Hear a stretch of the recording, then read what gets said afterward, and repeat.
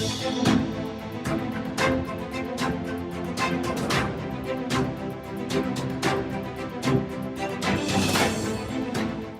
राष्ट्रपति Xi Jinping के राज में सरकारी मीडिया ग्लोबल टाइम्स भारत के खिलाफ जमकर जहर उगल रहा है। इस बार ग्लोबल टाइम्स ने कार्टून बनाकर भारत का मजाक उड़ाने की नाकाम कोशिश की है। दरअसल चीन ने यह कदम बौखलाहट में उठाया। भारत के तीसरे एयरक्राफ्ट कैरियर निर्माण को लेकर चीन बुरी तरह से चिढ़ सा गया है। ग्लोबल टाइम्स ने अपने कार्टून में एक हाथी के सिर वाले आदमी को सूटकेस के साथ चलते हुए दिखाया है।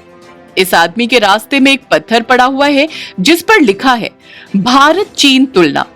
यह पहली बार नहीं है जब ग्लोबल टाइम्स ने अपने कार्टून के जरिए चीनी कम्युनिस्ट पार्टी की विदेश नीति को उजागर किया है।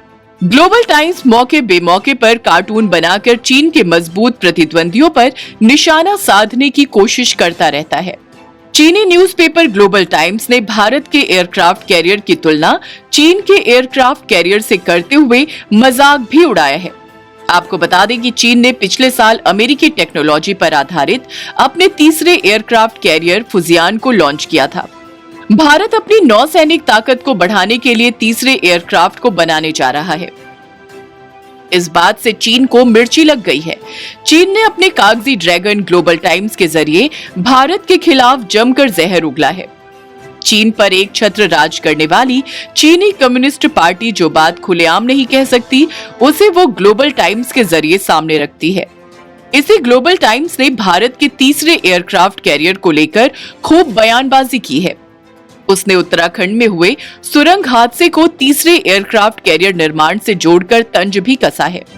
चीनी कम्युनिस्ट पार्टी के इस अखबार ने लिखा है कि चीन किसी भी देश का दुश्मन नहीं है जब तक उसे उकसाया नहीं जाए। उसने अपने नए नवेले एयरक्राफ्ट कैरियर फुजियान से भी भारत के विमान वाहक पोतों की तुलना की है। ग्लोबल टाइम्स ने लिखा कि भारत कथित तौर पर चीन का मुकाबला करने के लिए अपना दूसरा स्वदेशी विमान वाहक हासिल करने के लिए तैयार है। उसने चीनी सैन्य विश्लेषकों के हवाले से लिखा कि अपने खुद के विमान वाहक पोत को बनाने में सक्षम होना एक बड़ी उपलब्धि है, लेकिन चीन का मुकाबला करने के लिए उसका निर्माण करना भारत की सुरंग दृष्टि को दर्शाता है। ग्लोबल टाइम्स ने ब्लूमबर्ग का हवाला देते हुए कहा कि भारत की रक्षा अधिग्रहण परिषद से शुक्रवार को देश के दूसरे स्वदेशी एयरक्राफ्ट कैरियर के अधिग्रहण को मंजूरी मिलने की उम्मीद है, जिसकी कीमत लगभग 4.8 बिलियन डॉलर है। ग्लोबल टाइम्स ने बीजिंग में मौजूद एक सैन्य विशेषज्ञ के हवाले से लिखा, दुनिया में बहुत से देश स्वतंत्र रूप से एयरक्राफ्ट कैरियर नहीं बना सकते, इसलिए इस लिहाज से भारत ने एक बड़ी उपलब्धि हासिल की है। भारत अपनी नौसेना विकसित कर सकता है, लेकिन अगर उसकी रणनीति चीन पर केंद्रित है तो उसके पास सुरंग बनाने की दृष्टि है। विशेषज्ञ ने कहा, चीन एक राष्ट्रीय रक्षा नीति अपनाता है जो प्रकृति में रक्षात्मक है और इसलिए जब तक भारत चीन को उकसाता नहीं है, चीन भारत का दुश्मन नहीं है। चीनी विशेषज्ञ ने दावा किया कि हिंद महासागर में पीएलए नौसेना की उपस्थिति भारत पर लक्षित नहीं है, बल्कि शांतिपूर्ण उद्देश्यों और एस्कॉर्ट कर्तव्यों समेत अंतर्राष्ट्रीय सार्वजनिक सुरक्षा सामान प्रदान करने, वाणिज्यिक समुद्री मार्गों की सुरक्षा और मानवीय सहायता पहुंचाने के लिए है, जिससे भारत को भी लाभ होता है। चीन नियमित रूप से अदन की खाड़ी और सोमालिया के जल क्षेत्र में नियमित एस्कॉर्ट मिशन पर नेवी एस्कॉर्ट टास्क फोर्स भेजता है। प्रत्येक टास्क फोर्स में आमतौर पर एक विध्वंसक, एक फ्रिगेट और एक रीसप्लाई शिप शामिल होता है और एक चीनी विमान वाहक पोत को अभी तक हिंद महासागर में जाना बाकी है। ब्लूमबर्ग की रिपोर्ट के अनुसार भारत के नए एयरक्राफ्ट कैरियर पर फ्रांसीसी राफेल लड़ाकू जेट सहित कम से कम 28 लड़ाकू जेट और हेलीकॉप्टर को तैनात किए जाने की उम्मीद है। ये एयरक्राफ्ट कैरियर 45,000 टन पानी विस्थापित करेगा।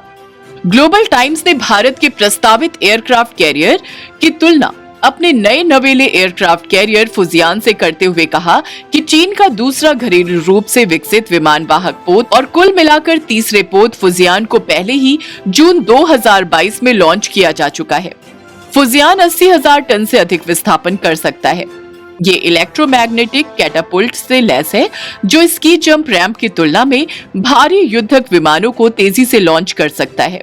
जिससे ये भारत की योजना से कहीं बेहतर विमान वाहक बन जाता है। ग्लोबल टाइम्स ने शेखी बखारते हुए लिखा कि भारत के पहले स्वदेशी विमान वाहक INS विक्रांत का चीन के पहले स्वदेशी विमान वाहक शेडोंग से कोई मुकाबला नहीं है। INS विक्रांत आज भी विश्वसनीय परिचालन क्षमता तक नहीं पहुंच पाया है।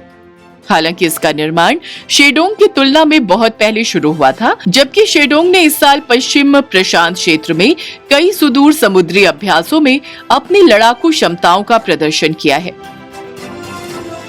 हालांकि ग्लोबल टाइम्स यहां ये बताना भूल गया कि चीन ने अपने पहले विमान वाहक पोत को यूक्रेन से कबाड़ में खरीदकर और रूस से तकनीक चुराकर विकसित किया था। अगर आपको हमारा ये वीडियो पसंद आया हो तो इसे लाइक, शेयर और चैनल को सब्सक्राइब जरूर करें।